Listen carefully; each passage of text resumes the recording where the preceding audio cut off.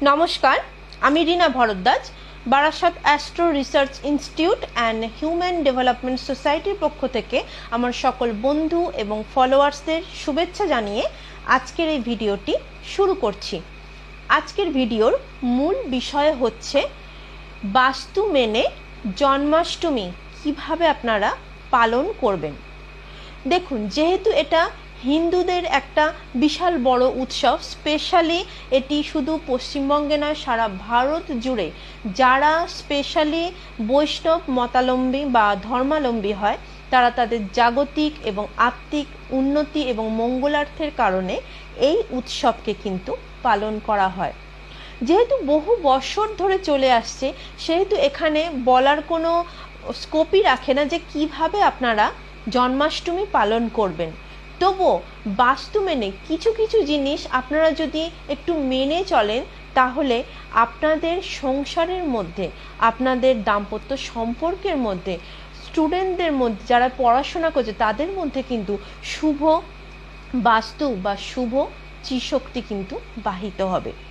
প্রথমত বলে রাখি যে জন্মাষ্টমীর দিন অবশ্যই আমরা ছোট গোপালকে অভিষেক করি বিভিন্ন রকমের মধু, মিষ্টি, দই ইত্যাদি দ্বারা। কিন্তু মনে করে যেদিন যদি আপনারা বাড়িতে জন্মাষ্টমী পালন করেন, তাহলে অবশ্যই কৃষ্ণের জন্য বাঁশি তো আনছেনই, কিন্তু তার সাথে সাথে এক্সট্রা কিছু বাঁশি অবশ্যই ঈশ্বরকে বা শ্রীকৃষ্ণকে অর্পণ করুন।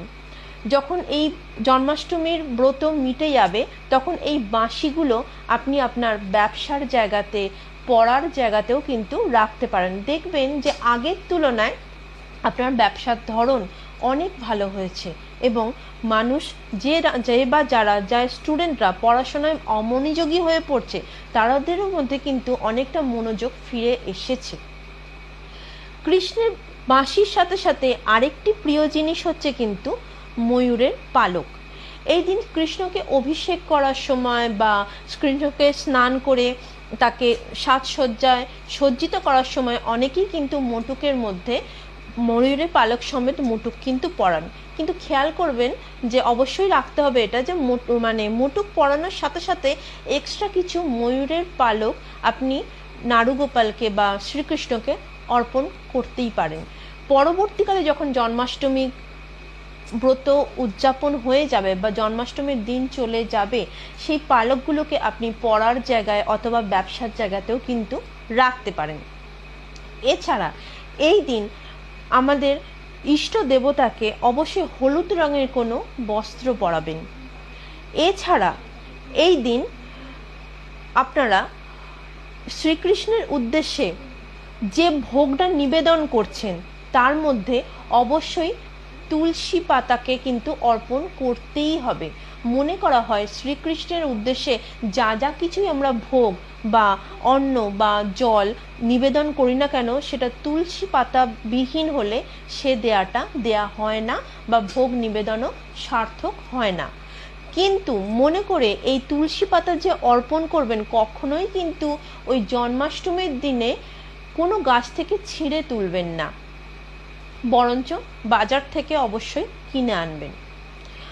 আর এই দিন মনে করে আপনারা যে তুলসী মৎস্যকে পূজিত করেন বা তুলসীকে প্রণাম করেন, সেই তুলসী গাছের উদ্দেশ্যে বা তুলসী মৎস্যকে একটি লাল কাপড় দিয়ে অবশ্যই কিন্তু ঢেকে দেবেন বা চারদিকে একটা বেড়া তৈরি করে দেবেন লাল কাপড়ের। অবশ্যই ভুল করেও ওই দিন কোনো গাছকে কিন্তু কাটবেন না বা উপড়ে ফেলে দেবেন না।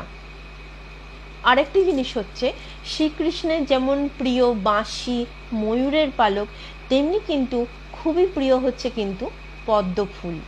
তাই পারলে এই দিন অবশ্যই হলুদ ফুলের সাথে সাথে বা আপনি আপনাদের পছন্দ মতো যা ফুলই ঈশ্বরকে অর্পণ করুন না কেন, অবশ্যই কিন্তু পদ্ম ফুল কিন্তু অর্পণ করবেন।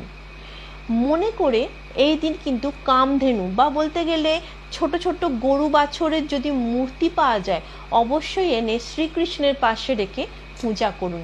এতে মনে করা হয় আপনার সংসারে প্রত্যেকের মধ্যে সম্পর্ক যেমন ভালো হবে, তেমনি যারা বিদ্যার্থী আছে তাদের মধ্যে কিন্তু পড়াশোনার মন বসবে এবং সংসারের মধ্যে বলতে গেলে অনেক শুভ শক্তি বাহিত হবে।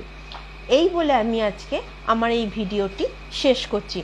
যদি আপনাদের আমার বক্তব্য ভালো লেগে থাকে তাহলে অবশ্যই সাবস্ক্রাইব করবেন, শেয়ার করবেন এবং অবশ্যই কমেন্ট করতে ভুলবেন না। আর যদি কেউ আপনারা আমার সাথে কনসাল্ট করতে চান তাহলে ডেসক্রিপশানে দেওয়া নাম্বারে অবশ্যই আমার সাথে যোগাযোগ করতে পারেন। নমস্কার।